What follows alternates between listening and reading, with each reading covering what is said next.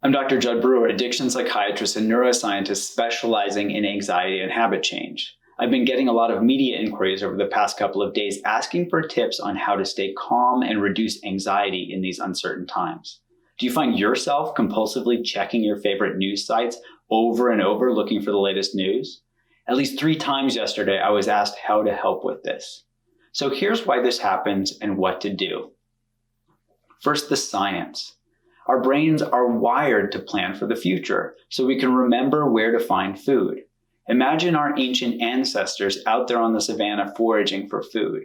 When they happened upon a food source, their brains fired off a bunch of dopamine. That's the chemical in our brains associated with reward.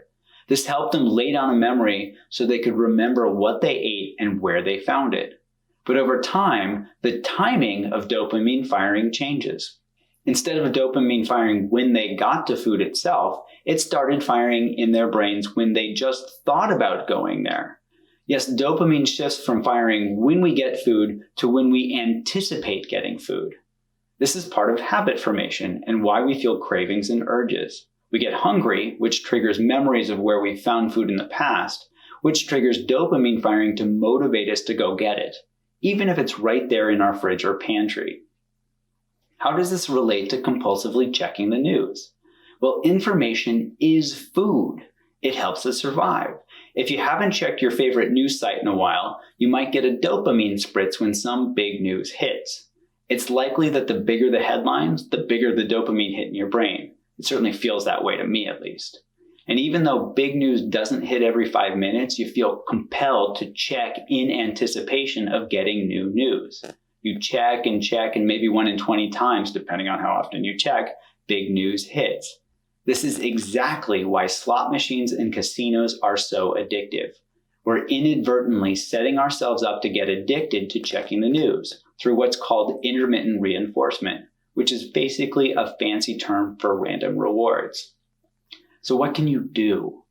It's really important to stop doing this as quickly as possible so you don't develop a news-checking habit or addiction.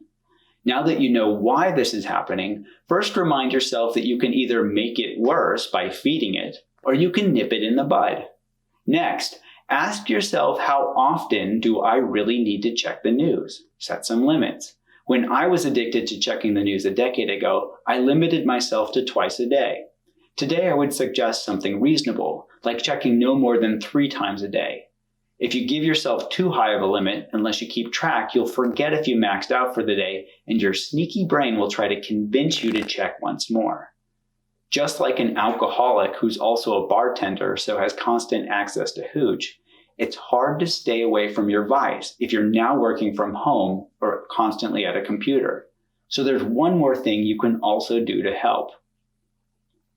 After you check the news, check in with your body and mind and ask, what did I get from this? This helps you see if it was worth it. Did you waste time? Did you get more agitated? Did you scroll more and more looking for something new? Yes, that's your dopamine firing saying, keep searching. The food's got to be out there somewhere. My labs even studied how this simple question can help people stop overeating. You can use the same trick to help you stop over-consuming news. I won't go into all of the science of it right now, but you can watch a short animation that explains why this works on my website, drjudd.com. I'll put a link to it in the comments section below. Basically, this helps you hack that reward center in your brain to help you see how unrewarding it is to constantly check the news.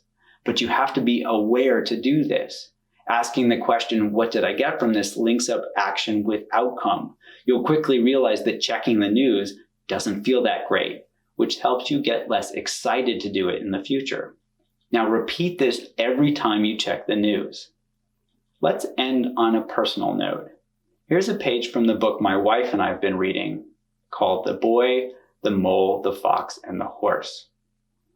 I've discovered something better than cake, said the mole. No, you haven't, said the boy. I have, replied the mole. What is it? asked the boy. A hug. It lasts longer.